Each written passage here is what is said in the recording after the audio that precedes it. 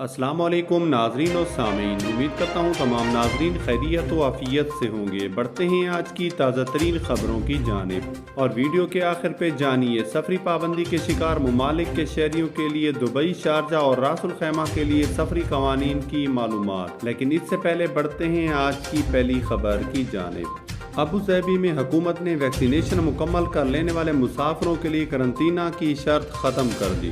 तफसीलात के मुताबिक Abu Dhabi emergency crisis and disaster company ने बैरून मुल्क से अबू धाबी आने वाले मुसाफिरों, रिहायशियों, शहरियों और सियाहों के लिए सफरी कवानीन में तब्दीली की है। वैक्सीनेशन मुकम्मल करवा कर किसी भी मुल्क से अबू धाबी आने वाले अफराद को करंतना की ज़रूरत नहीं होगी। नए कानून का इतलाक 5 सितंबर बरोज़ इतवार से होगा। ग्रीन लिस्ट के अलावा दीगर ममालिक के वैक्सीनेशन न करवाने वाले शहरियों को 10 दिन तक करंतना करना होगा। अबू धाबी के सफर से कबल तमाम मुसाफिरों को PCR टेस्ट की मनफी रिपोर्ट पेश करना होगी, जिसका दौरानिया 48 घंटे से जायद न हो। बढ़ते हैं आज की अगली खबर की जानिब।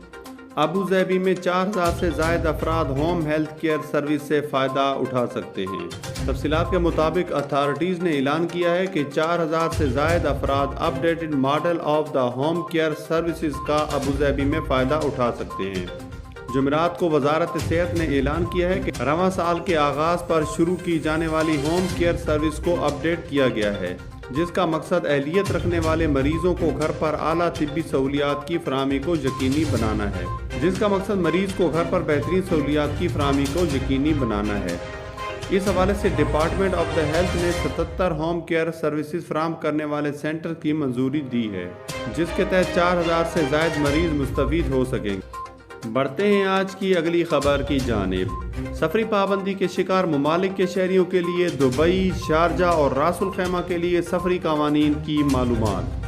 तफसीलात के मुताबिक पाबंदी का शिकार ममालिक के शहरी भी अब हर किस्म के वीज़ा पर UAE का सफ़र कर सकते हैं। इसके साथ ही UAE की तमाम अमारात में सफरी कवानीन और तरीक़ेकार में फ़र्क है। जैसा कि शारजा सियाहों को सफरी के लिए रजिस्टर करवाने का कहता है, जबकि दुबई में रजिस्टर करवाने की शर्त नहीं है। यहाँ पर सफरी पाबंदी के शिकार ममालिक के शहरियों के लिए दुबई, शारजा और रासुल खैमा के लिए सफरी कवानीन की मालूमात फराहम की जा रही हैं।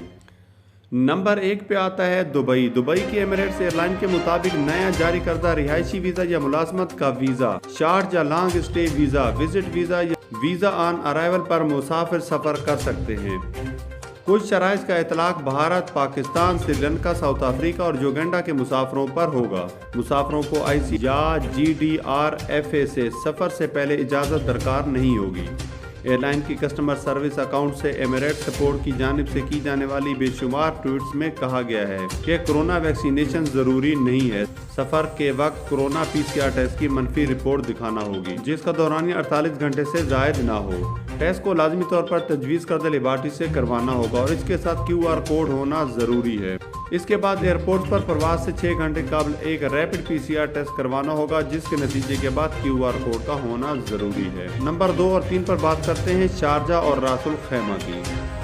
शारजा की एयरलाइन एयर अरेबियन की जानिब से जारी करदा हिदायत की रोशनी में वीज़ा रखने वाले मुसाफिरों को शारजा और रासुल खैमा के सफ़र के लिए मज़कूरा शराइत पूरा करना होगी। वीज़ा रखने वाले मुसाफिरों की वैक्सीनेशन होना ज़रूरी है, जिसके बाद ही इन्हें शारजा और रासुल खैमा दाखिले की इजाज़त दी जाएगी।